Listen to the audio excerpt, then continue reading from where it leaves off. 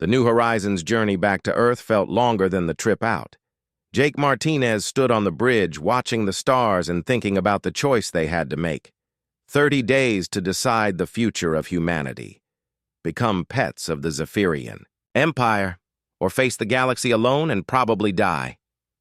Captain, Amy Rodriguez called from her station. We're getting a priority message from Earth Command. Put it through, Jake said. President Maria Santos appeared on the main screen. She looked tired, but her eyes were sharp.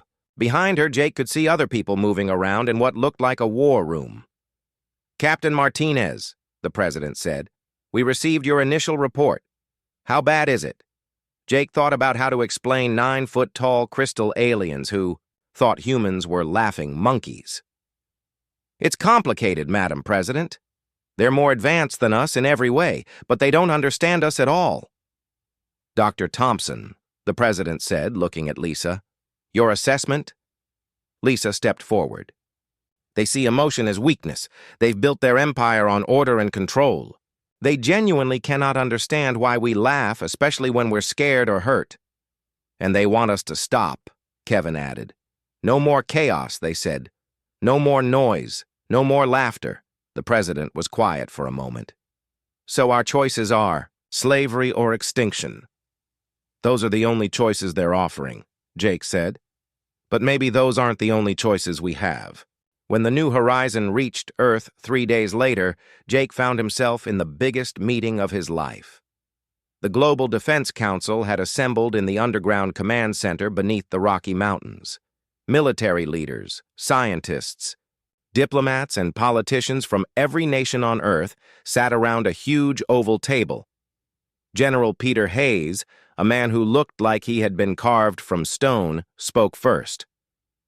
We need to start military preparations immediately. If we're going to fight, we need every advantage we can get. Admiral Susan Wright nodded. I've already ordered our fleet commanders to begin war games. We have 600 ships that could be converted for combat. 600 ships against a 10,000-year-old galactic empire? Dr. Ryan Cooper shook his head. We'd need a miracle to even slow them down. Maybe we don't fight them, suggested Dr. Jennifer Long, the Secretary of Alien Affairs. Maybe we try to negotiate better terms. With what? General Hayes asked. What do we have that they want? That was when Danny Walsh spoke up. Danny was sitting in the corner, and most people had forgotten he was there. He used to be a stand-up comedian before he became a consultant for the military's Psychological Warfare Division.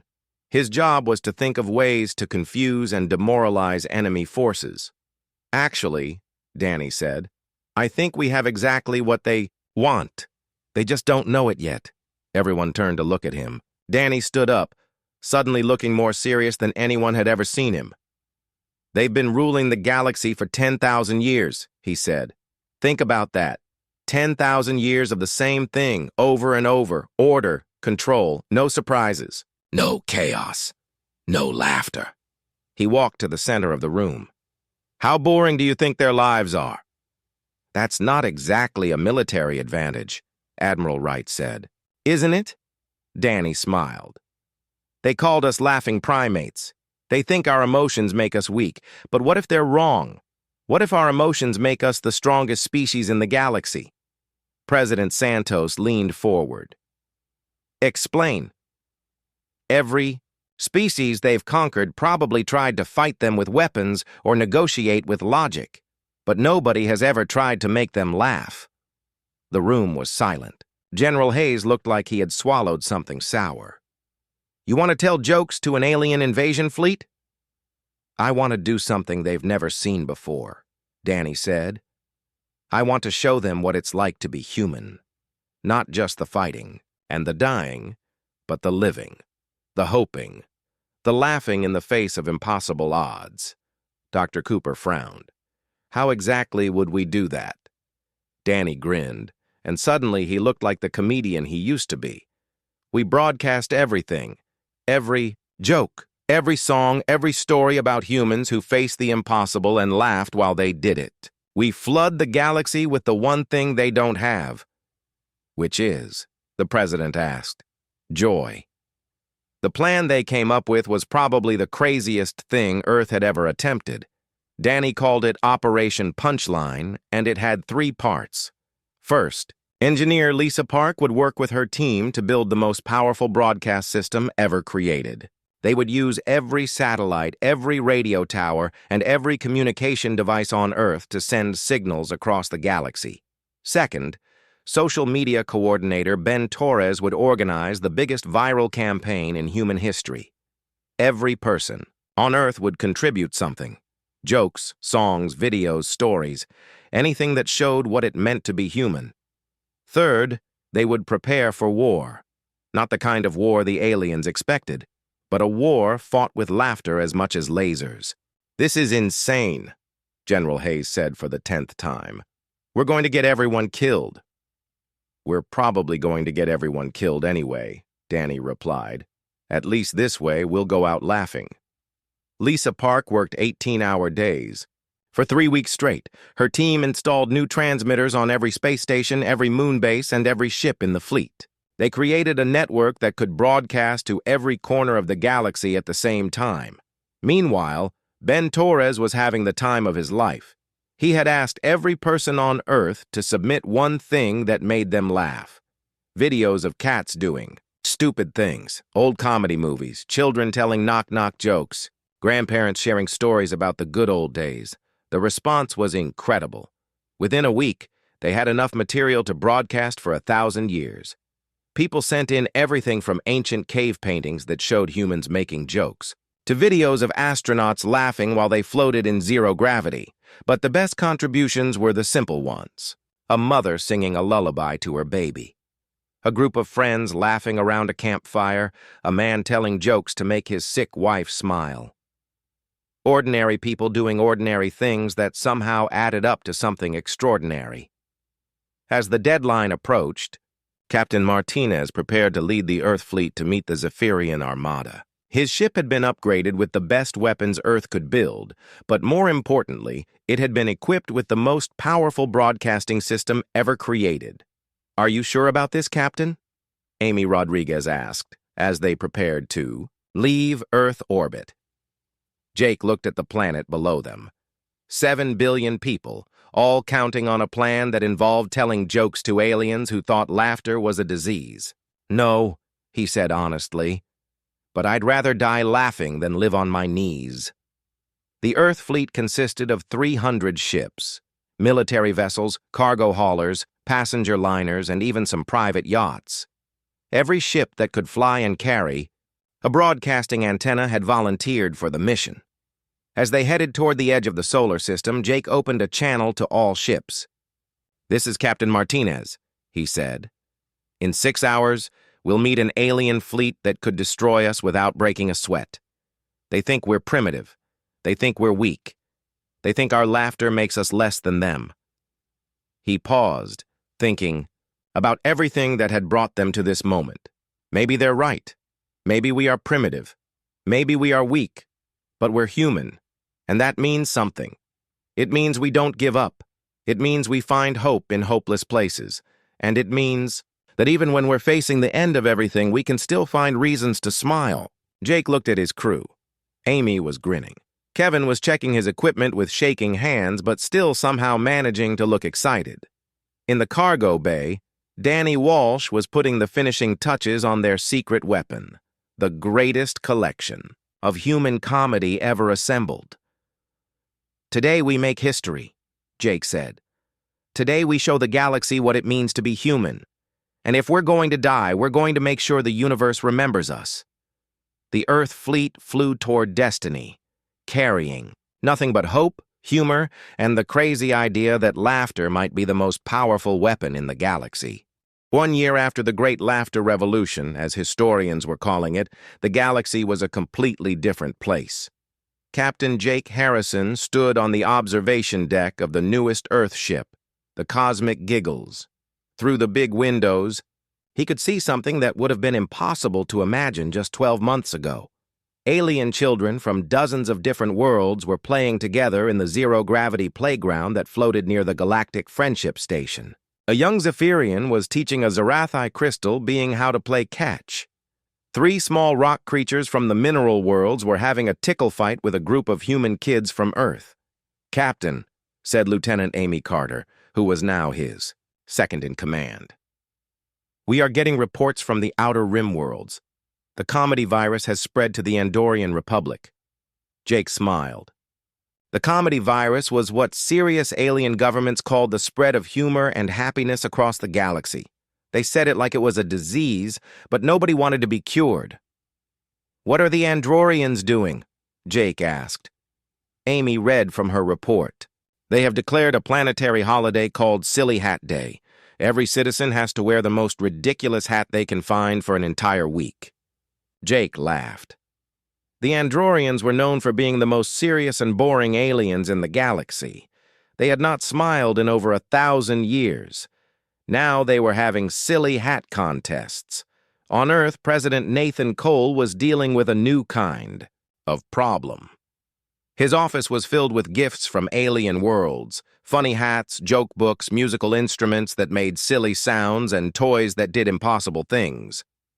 "Mr. President," said his assistant, Carol Woods, "the Council of Serious Aliens wants to schedule a meeting with you." Nathan looked up from a Zephyrian toy that made rainbow bubbles when you squeezed it. "The Council of Serious Aliens?" "Yes, sir," Carol said, trying not to smile. "They are the last group of aliens who refuse to learn about humor. They want to discuss what they call the dangerous laughter problem." Nathan shook his head. "Tell them they can meet with me, but only if they agree to wear funny costumes during the meeting. Sir, they will never agree to that. Then I guess they do not really want to meet," Nathan said with a grin. Meanwhile, Dr. Ellen Brooks was studying reports from across the galaxy. What she found was both amazing and a little bit scary. The changes caused by human humor were spreading faster than anyone expected. On the war planet Destruction Prime, soldiers had stopped fighting and started having dance competitions instead. The planet's entire military had been converted into what they called the Department of Fun Activities. Dr. Brooks called her research partner, Dr. Sam Peterson. "You need to see this report from the Galactic Economic Council." Ellen walked over to Sam's computer. On the screen was a graph showing economic data from hundreds of worlds. "Look at this," Sam said, pointing to the numbers. "Productivity is up 400% across the galaxy. Trade between worlds has increased by 600%. Crime has dropped to almost zero on 87% of all planets." Ellen stared at the data. "How is this possible?" "It turns out," Sam explained, "that when people are happy and laughing together, they work better, cooperate more, and stop fighting over stupid things." "So human humor is not just making aliens happy," Ellen said slowly. "It is making the entire galaxy work better." Engineer Tony Martinez was on the alien homeworld of Zephyr Prime, helping them build their first comedy university. The aliens had decided that humor was so important that they needed to study it like science or mathematics. "Professor Martinez," said Dean Vexandra, who was Overlord Vexthar's daughter. "We have a question about advanced joke theory." Tony still found it funny that aliens now called him Professor. He had never even finished college on Earth, but the aliens thought he was the greatest comedy genius in history. "What is your question?" Tony asked.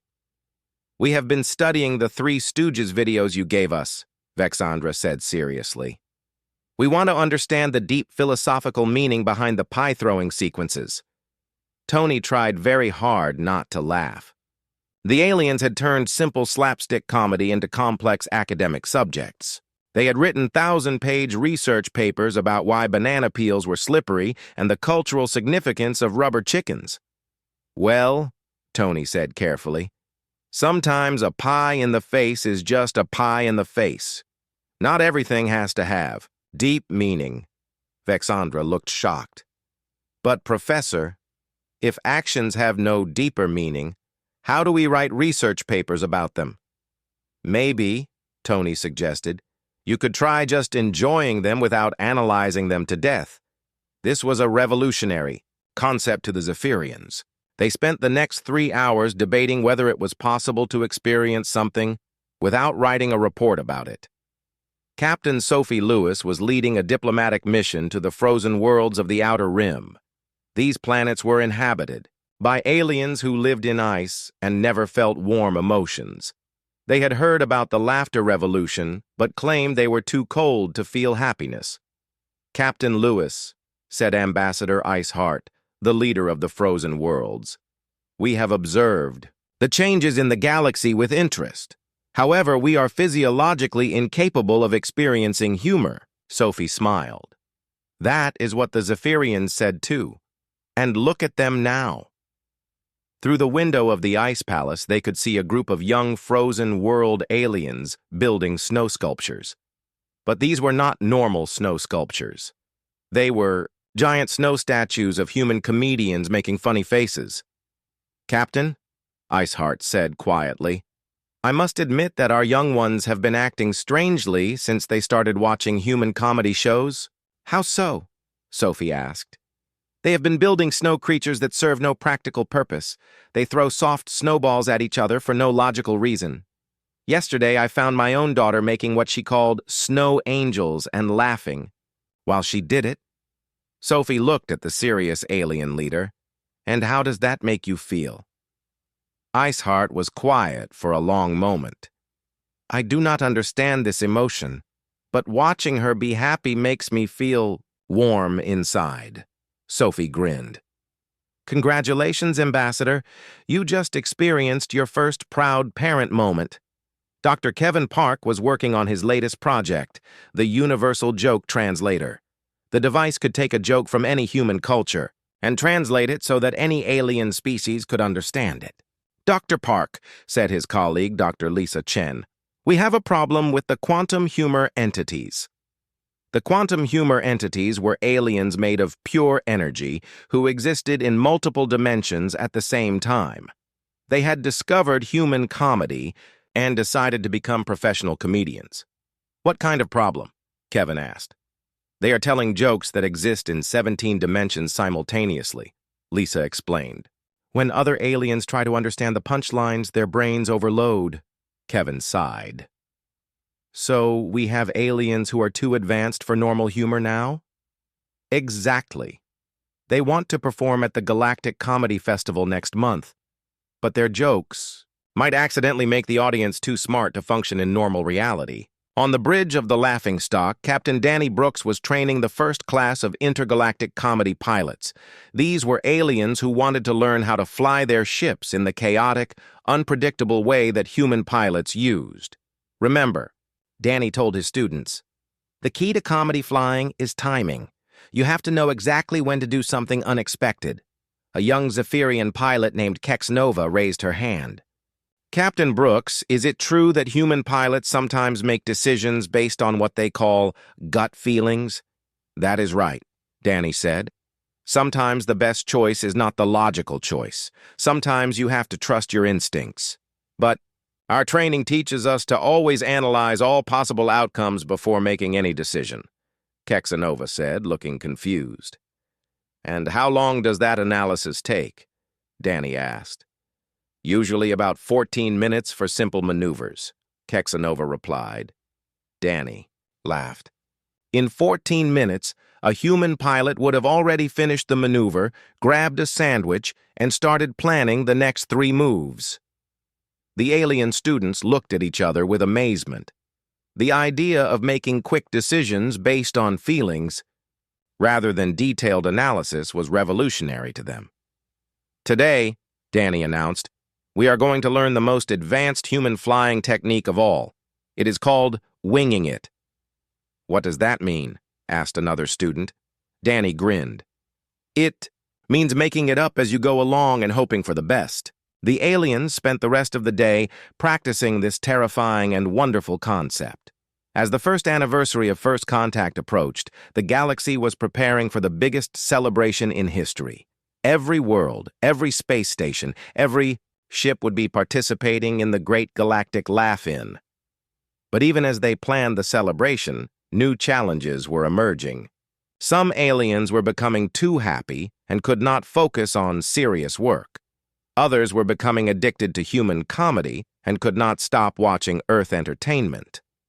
The galaxy was learning that even good changes could cause new problems. But, as Jake Harrison watched alien children playing games that did not exist a year ago, he knew that whatever problems came next, the galaxy would face them together, and they would probably find a way to laugh about them too.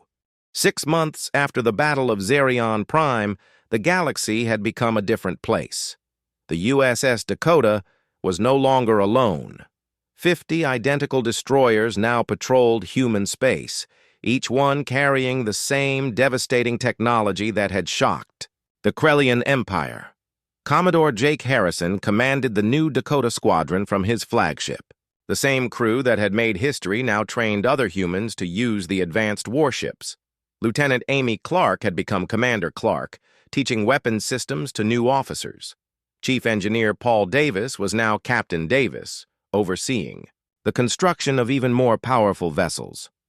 "Sir," Commander Adams reported from the tactical station, "long-range sensors are detecting a large fleet approaching the Centauri system. Unknown configuration." Harrison looked at the display. "How large?" "Approximately 300 ships, sir. They do not match any known alien designs in our database." "Could be the hegemony testing our response time," Dr. Ross suggested. "Or perhaps the Void Lords want to see our new ships in action." "Signal the squadron," Harrison ordered. "All ships to Formation Alpha. We investigate but do not engage unless fired upon."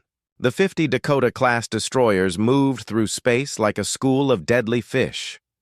Each ship could fight independently or combine with others for larger battles. The modular design that had surprised the Krellians was now standard for all human warships. On Earth, President Carter met with his military advisors. The situation reports showed humanity's new position in galactic politics, trade agreements with former enemies, defense pacts with smaller species, technology exchanges with advanced civilizations. "Mr. President," Admiral Kane said, "the unknown. Fleet near Centauri appears to be from the outer reaches. Our deep space scouts report that several alien species are forming a coalition." "Against us?" "Unknown. Some intelligence suggests they want to test our military capabilities. Others indicate they may be seeking alliance. Either way, we are ready," Carter replied. "The Dakota Squadron can handle 300 ships if necessary." Admiral Kane nodded. "Yes, sir. But there is something else. Our scientists have been analyzing the battle data from Zerion Prime. They believe we can improve the modular design even further." "How?" "Instead of 5 modules per ship, they think we can create ships with 10 modules, maybe 20. Imagine a single vessel that could become an entire fleet." The president smiled. "Human engineering continues to amaze me. Proceed with the research." Near Centauri, the Dakota Squadron approached the unknown fleet. Commodore Harrison studied the alien ships through his sensors. They were unlike anything in human databases. Sleek, organic-looking vessels that seemed to pulse with internal energy. "Sir," Commander Clark reported, "the alien ships are not targeting us. Their weapon systems appear to be powered down." "Peaceful approach, then. Open communication channels." The main screen activated to show an alien face unlike any humanity had encountered. The being had blue skin, large eyes, and delicate features. When it spoke, its voice was melodic and calm. "I am Speaker Veltar of the Harmony Collective. We seek audience with the humans who defeated the Krellian Empire. I am Commodore Harrison of the Earth Defense Force. State your intentions." "We come with an offer of alliance. The galaxy has many threats that no single species can face alone. Together, our civilizations could bring peace to the stars." Harrison looked at his crew. This was different from the fear-based diplomacy they had experienced with other aliens. These beings seemed genuinely interested in cooperation. "What kind of threats?" Harrison asked. "Ancient enemies are stirring in the galactic core. Machines that consumed entire civilizations millions of years ago. They have begun to wake up. The galaxy will need every advanced species working together to survive what is coming." On the bridge of the Dakota, Dr. Ross checked her long-range sensors. Commodore, I am detecting unusual energy signatures from the direction of the galactic center. Very faint, but definitely artificial. Harrison considered the alien's words. Humanity had spent so much time fighting other species that they had not considered threats from outside known space. Perhaps it was time to think bigger. Speaker Veltar, we are willing to discuss alliance, but understand that humanity protects its own interests first. As it should be. We propose a meeting of species, 10 civilizations working together, each contributing their unique abilities to common defense. And what would humanity contribute? The alien's expression showed something that might have been respect. Your tactical innovations, your modular ship designs, your ability to turn enemy weapons into your own power. No species in the galaxy fights like humans. Harrison made his decision. We will attend your meeting, but the Dakota Squadron will provide escort for any human representatives. Of course, we would expect no less from the species that defeated 200 ships with one vessel. The communication ended, and Harrison turned to his crew. Signal Earth Command. Inform them we have been invited to join a galactic alliance. Also tell them to accelerate production of Dakota-class ships. If ancient machines are waking up, we will need every advantage we can get. 3 weeks later, the first Galactic Defense Council met on a neutral space station near the Vale Nebula. 10 different species sent their best diplomats and military leaders. Humanity was represented by President Carter himself, with the entire Dakota Squadron providing security. The meeting revealed threats that dwarfed anything humanity had faced before. Ancient artificial intelligences that had once ruled the galaxy. Mechanical armies that could consume entire star systems. Weapons that could destroy suns. These machines ruled the galaxy 3 million years ago, explained the Harmony Collective's chief scientist. They were defeated by an alliance of hundreds of species, but the victory cost almost everything. Most civilizations were destroyed in the final battle. And now they are returning? President Carter asked. Our deep space monitors detect their awakening signals. They will begin moving within 10 years. Maybe less. The human president looked around the conference table. Representatives from 10 of the galaxy's most advanced species waited for his response. A year ago, humanity had been considered a minor species barely worth notice. Now they were being asked to help save the galaxy. Humanity accepts membership in this alliance, Carter announced. We will contribute our ships, our technology, and our people to the common defense. But we have conditions. Name them, Speaker. Veltar replied, Human colonies remain under human protection. Our military maintains independence, and if any alliance member threatens human civilians, the agreement is void. Agreed. Your reputation for protecting your own is well known throughout the galaxy. As the meeting continued, Commodore Harrison watched through the station's viewports. 50 human warships floated in formation around the station. Each one carried enough firepower to challenge an alien fleet. Each one represented humanity's refusal to be victims. Sir, Commander Clark said quietly, do you think we can really fight machines that conquered the galaxy? Harrison smiled. Amy, 6 months ago, people asked if we could fight 200 Krellian ships. How did that turn out? We won, sir. Exactly. Humans do not give up. We adapt. We overcome. If ancient machines want to threaten our people, they will learn what the Krellians learned. What is that, sir? Never underestimate human determination. Outside the station, the Dakota Squadron maintained its vigilant watch, ready for whatever threats the galaxy might bring. 3 days passed after the aliens made their big speech. The Zephyrian Empire was waiting for Earth to give up. They expected humans to send a message saying they would obey all alien rules. Instead, they got something very different. President. Nathan Cole sat at his desk in the White House. Behind him stood the American flag and the new Earth flag. Nathan was 50 years old with gray hair and kind eyes. He had been president for 2 years. He never thought he would have to talk to aliens from space. But here he was, about to give the most important speech in human history. The cameras were rolling. Every person on Earth was watching. The alien ships were watching too.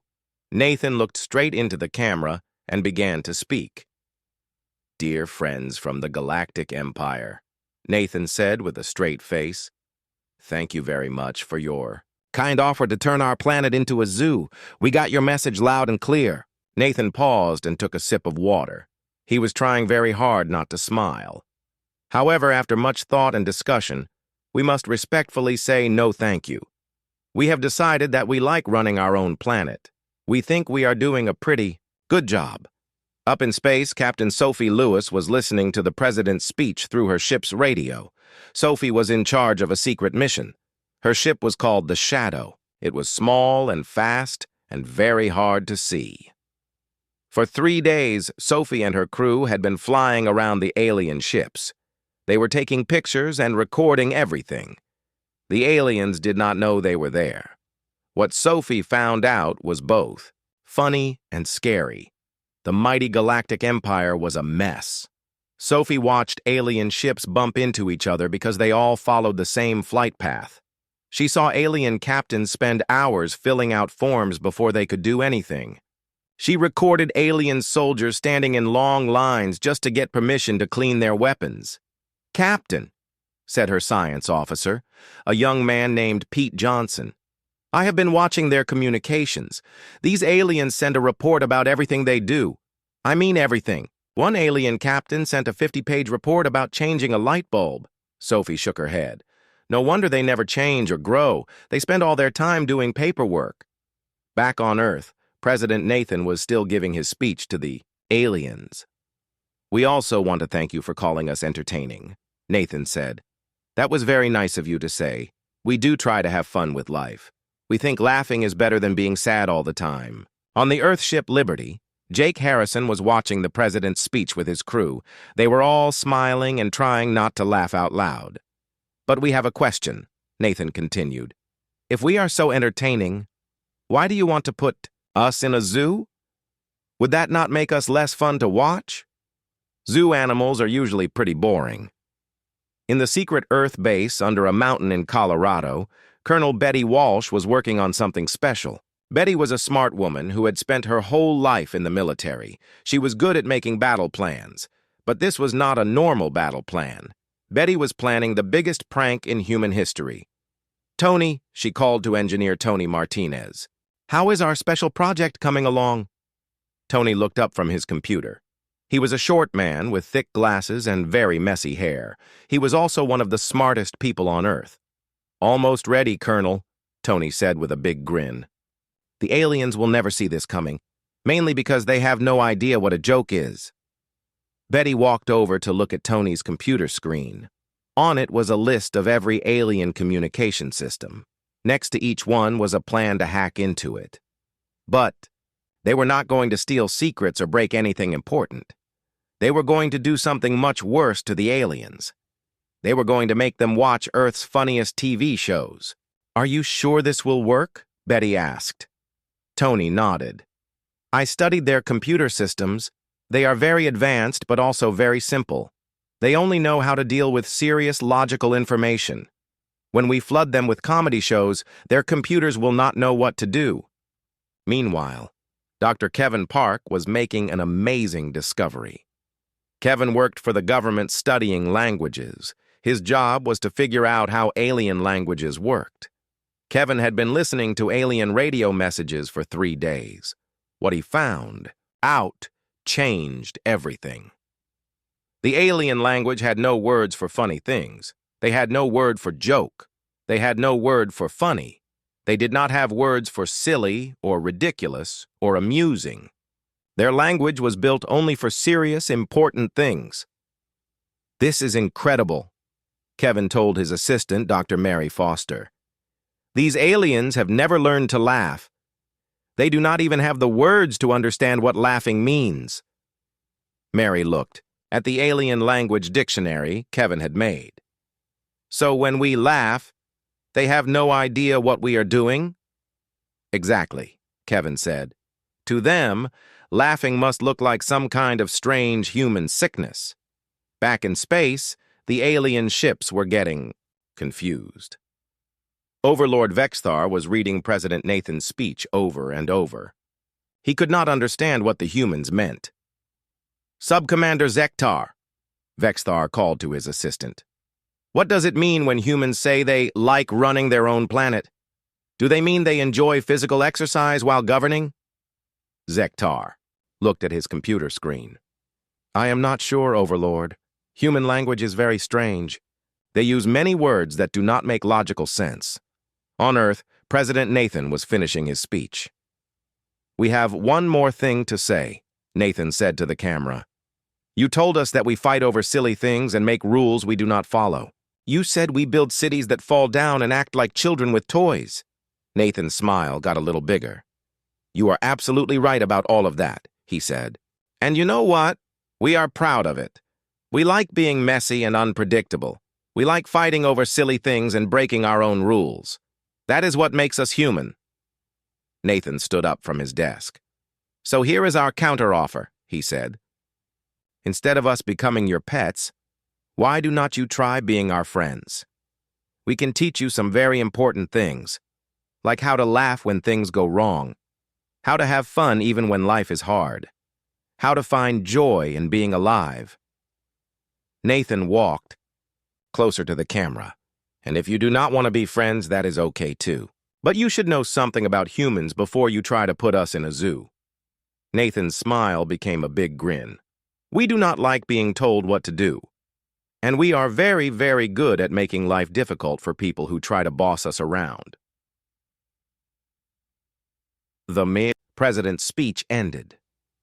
All over Earth, humans were clapping and cheering. In space, the alien ships were very quiet. For the first time in their long history, the Galactic Empire did not know what to do next. The Galactic Council had not met in emergency session for 3,000 years. The last time was when the Zerathi accidentally blew up their own moon. But that was a simple problem with a simple solution. This was something nobody understood. High, Counselor Zixathera floated in her energy form above the council chamber. She was older than most planets and had seen the rise and fall of 100 civilizations. She had never seen anything like what was happening with the humans. Explain this to me again, Zixathera said to Overlord Vexthar.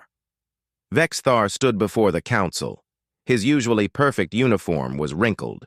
There was something stuck to his helmet that looked like a small yellow rubber creature with a big orange beak. He did not know how it got there. Every time he tried to remove it, it made a squeaking sound that caused his face muscles to move in that strange new way. Honorable Council, Vexthar began. The invasion of Earth has encountered unexpected complications. Complications, boomed Counselor Grex Nolth, a massive rock creature from the mineral worlds. You told us this would take 3 days. It has been 1 month. Where is your victory? Vexathar's face muscles twitched again. The humans are not responding to our invasion in a logical manner. Around the council chamber, representatives from 50 different alien species were having similar problems. Many of them had small rubber objects attached to their clothing. Others were making involuntary facial expressions. Some were making the strange rhythmic breathing sounds that humans called laughter. They refused to be conquered properly, Vexthar continued. When we threaten them, they make musical performances. When we surround their ships, they fly in patterns that hurt our brains. When we try to communicate seriously, they respond with word puzzles that make no sense. Counselor Yeplara, who looked like a giant purple octopus, raised 3 of her tentacles. I have been studying their communications. They sent me a message that said, "Why did the chicken cross the road?" I assigned my best scientists to figure out the strategic importance of this chicken. We still do not understand what road they are talking about or why chicken movement matters. Back on Earth, Ambassador Carol Johnson was preparing for the strangest diplomatic mission in human history. Carol was a small woman with silver hair and bright blue eyes. She had been a diplomat for 20 years. She had negotiated peace treaties and trade agreements all over the world, but she had never been asked to teach aliens how to laugh. "Are you sure about this plan?" Carol asked President Nathan Cole. Nathan nodded. "The aliens are confused and frustrated. They do not understand what is happening to them. Maybe if we explain it, they will be less likely to blow up our planet." Carol looked at her briefing papers. Her job was to offer the Galactic Empire something they had never heard of before: humor lessons, in exchange for a peace treaty. "Just remember," Nathan said, "be yourself. If anyone can make friends with confused aliens, it is you." On the alien flagship, strange things were happening all over the ship. Zephyrian soldiers were gathering in groups to watch human comedy shows. They did not understand what they were watching, but they could not stop watching. Lieutenant Kexivore was supposed to be guarding the weapons room. Instead, he was staring at a screen showing a human man slipping on a piece of fruit. The human fell down and got back up. Then he slipped again. Then he got up and slipped a third time. Kexivore had watched this scene 47 times. Each time, his face muscles moved in the same strange way. Each time, he made the weird breathing sounds. He was supposed to find this inefficient and illogical. Instead, he found it wonderful.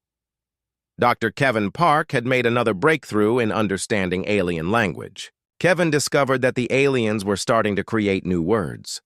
Words that had never existed in their language before. "Look at this," Kevin showed Dr. Mary Foster. "The Zephyrians have created a new word. Ha, ha, noise, good feeling. They are trying to describe laughter, but they have no word for it." Mary studied the alien language reports. They are also using words in new ways. They have started saying things are amusing confusion and pleasant illogical. "The exposure to human humor is literally changing how they think," Kevin said. "They are developing concepts they never had before." Meanwhile, Captain Sophie Lewis had returned from another spy mission. Sophie had been watching the aliens up close for weeks. What she found was both amazing and a little scary.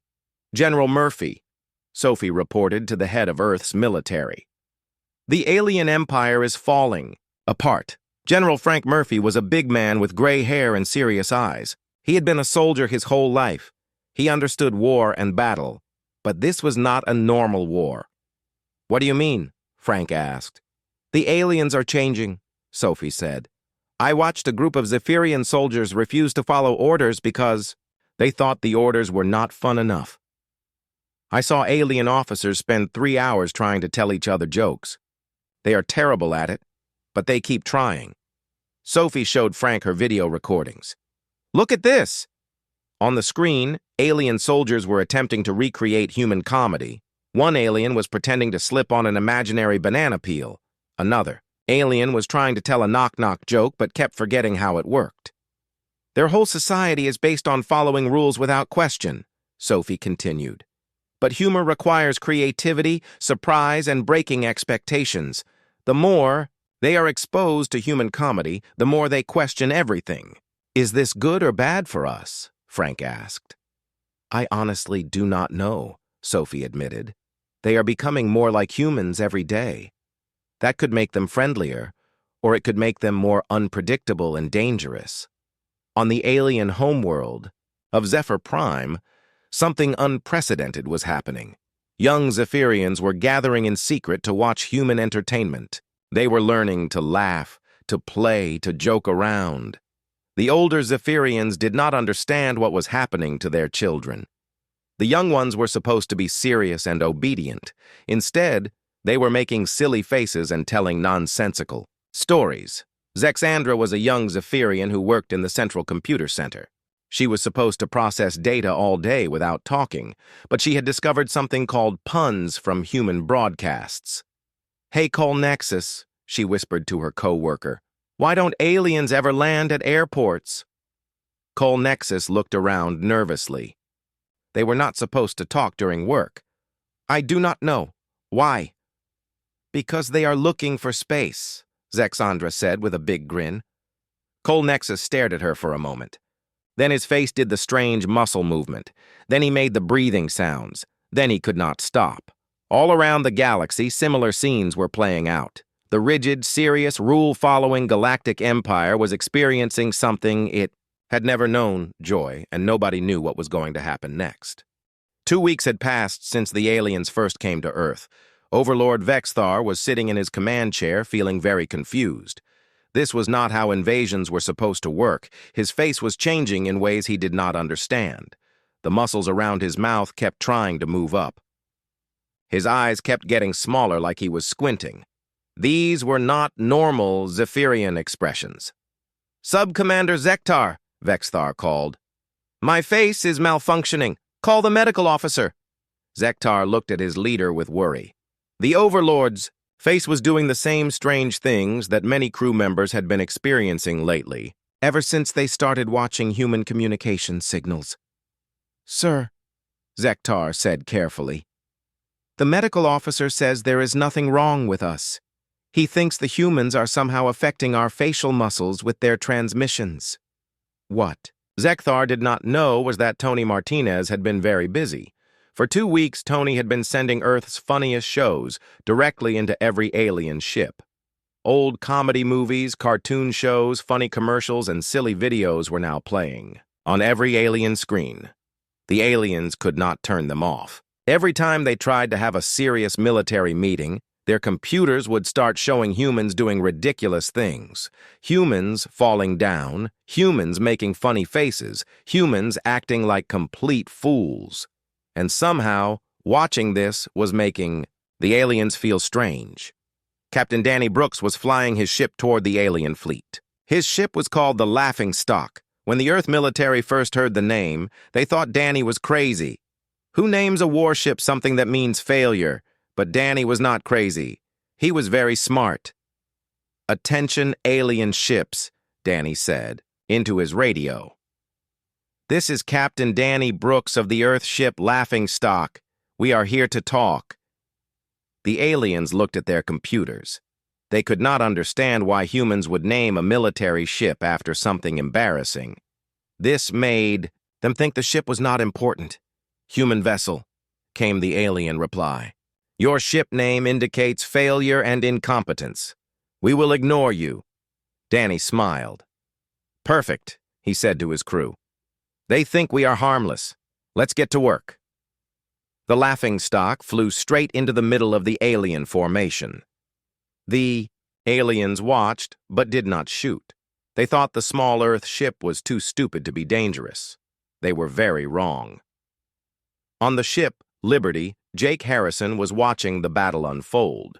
But this was not like any battle he had ever seen. There were no explosions or laser beams. Instead, there was something much stranger. "Amy," Jake called to Lieutenant Amy Carter, who was now working on his ship. "Are you seeing this?" Amy looked at her screen and started laughing. "Captain, you have got to see what Danny is doing. Danny Brooks was flying his ship in patterns." That made no sense. He would speed up, then slow down, then spin in circles. Sometimes he would fly backwards. Sometimes he would do loops. The alien ships were trying to follow him and predict where he would go next. But Danny was not following any logical pattern. He was flying like the Three Stooges would fly a spaceship. "He is using comedy timing," Amy said between giggles. "Watch this." Danny would fly straight at an alien ship. The alien ship would turn to avoid hitting him. But Danny would suddenly change direction at exactly the right moment. This made the alien ship crash into another alien ship. The aliens are so focused on trying to understand his logic that they are not paying attention. "To where they are going," Jake said with amazement. In 1 hour, Danny Brooks had caused 12 alien ships to crash into each other. He never fired a single shot. Meanwhile, Dr. Ellen Brooks was making more discoveries about alien technology. Ellen had been studying the alien computer systems that Tony had hacked into. This is fascinating, Ellen told her research team. The alien computers are incredibly advanced, but they have one major weakness. What is that? Asked her assistant, Dr. Jim Walsh. They can only process logical, predictable information, Ellen said. When we send them something random or silly, their computers try to find a pattern. When they cannot find one, the computers start to overload. Ellen showed her team a video of an alien computer trying to analyze a Three Stooges episode. The computer kept trying to understand why the humans were hitting each other with hammers and poking each other in the eyes. The computer thinks it is watching a complex human military training exercise, Ellen said. It has written a 500-page analysis trying to figure out the strategic value of pie throwing. On Earth, engineer Tony Martinez was launching the next phase of his plan. Tony had created something he called the Trojan Horse Opera. "Colonel Walsh," Tony said to Betty, "we are ready for the big finale." Betty looked at Tony's creation on the computer screen. It was a fake surrender message from Earth. But it was not just any surrender message. It was a surrender message written as a musical comedy. "The aliens will think we are giving up," Tony explained. "They will move their ships close to Earth to accept our surrender. But while they are watching our fake surrender show, our real military ships will surround them." The plan was crazy. The plan was ridiculous. The plan was so human that it just might work. President Nathan Cole appeared on screens throughout the galaxy. He was wearing a silly costume and standing in front of a backdrop that looked like a cheap theater stage. "Oh, mighty aliens," Nathan sang in a terrible voice. "We surrender to your power. Please do not hurt us poor little humans. We are so weak and helpless." Behind Nathan, other government officials were dressed as flowers and trees. They danced around while Nathan sang. The whole thing looked like a school play performed by children. The aliens watched in complete confusion. Was this a real surrender? Was this some kind of human ritual? Why were the leaders of Earth dressed like plants, sir? Zektar said to Overlord Vexithar. "Should we accept their surrender?" Vexthar was staring at the screen. President Nathan was now dancing with a person dressed as a giant sunflower. I think so. This appears to be their formal surrender ceremony." The alien fleet began moving toward Earth.